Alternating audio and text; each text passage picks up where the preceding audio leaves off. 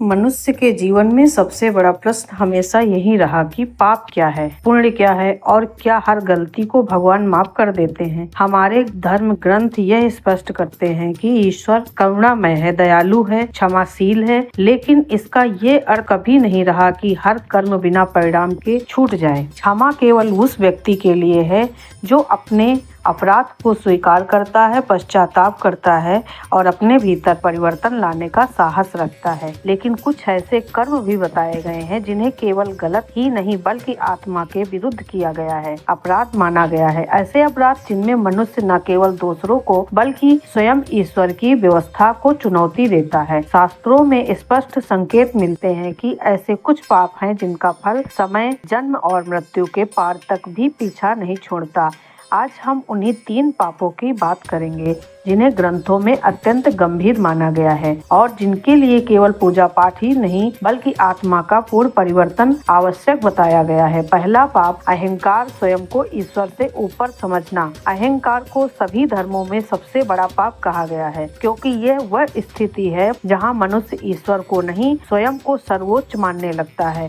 शास्त्र कहते हैं कि अहंकार केवल घमंड नहीं है बल्कि वो मानसिक अवस्था है जिससे व्यक्ति यह मान बैठता है कि जो कुछ उसके पास है, जो शक्ति, धन, ज्ञान और अधिकार उसे मिला है, वह सब केवल उसकी अपनी योग्यता का परिणाम है। जब मनुष्य यह भूल जाता है कि वह भी एक व्यवस्था का हिस्सा है, जब वह यह मानने लगता है कि उसके निर्णय अंतिम और उसके कर्मों पर कोई शक्ति प्रश्न नहीं उठा सकती है, तभी उसका पतन आरंभ होता है। रावण, हिरण्यकश्यप, कंस, यह सभी महान शक्तिशाली थे, विद्वान थे, तपस्वी थे, लेकिन उनका अंत इसीलिए हुआ था क्योंकि उन्होंने स्वयं को ईश्वर से ऊपर मान लिया। शास्त्रों में स्पष्ट कहा गया है कि ईश्वर उस व्यक्ति को क्षमा नहीं करता जो यह मानता है कि उसे किसी क्षमा की आवश्यकता नहीं है। अहंकारी व्यक्ति पश्चाताप नहीं करता और बिना पश्चाताप के क्षमा संभव नहीं। इसीलिए अहंकार वह पाप है जो मनुष्य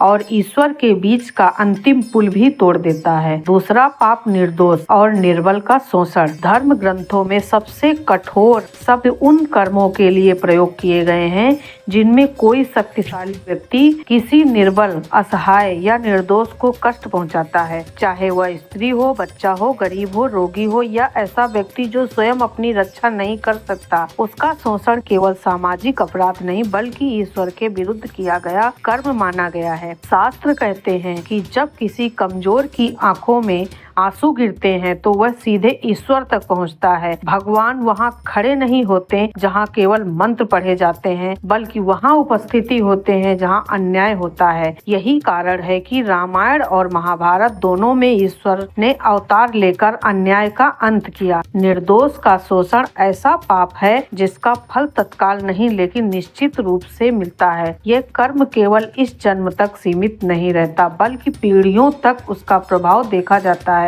ईश्वर उस अपराध को क्षमा नहीं करता जिसके कारण किसी और की आत्मा टूट गई हो क्योंकि वो पश्चाताप भी उस क्षति की भरपाई नहीं कर सकता। तीसरा पाप सत्य को जानते हुए भी अधर्म का साथ देना। शास्त्रों में एक अत्यंत गहरा सिद्धांत बताया गया है। अधर्म करना पाप है लेकिन अधर्म को देखकर मौन रहना उससे भी बड़ा पाप है। जब कोई व्यक्ति सत्य और असत्य के बीच का अंतर जानता है फिर भी स्वार्थ, भय या सुविधा के कारण गलत का समर्थन करता है तो केवल दर्शक नहीं रहता बल्कि अपराधी बन जाता है। महाभारत में यही सबसे बड़ा संदेश दिया गया है।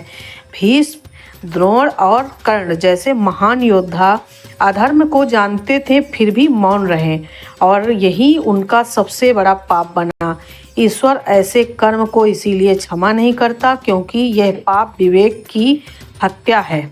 जब मनुष्य अपने ज्ञान, बुद्धि और विवेक को दबाकर गलत के साथ खड़ा होता है तो वह ईश्वर द्वारा दी गई चेतना का अपमान करता है। यह पाप इसीलिए भी गंभीर है क्योंकि यह अधर्म को शक्ति देता है और सत्य को अकेला छोड़ देता है। इन 3 पापों को निष्कर्ष और वास्तविक संदेश, इन तीनों पापों में एक बात समान है।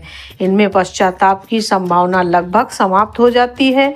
अहंकार व्यक्ति को झुकने नहीं देता, शोषण आत्मा को कठोर बना देता है और सत्य के विरुद्ध खड़ा होना विवेक बना देता है।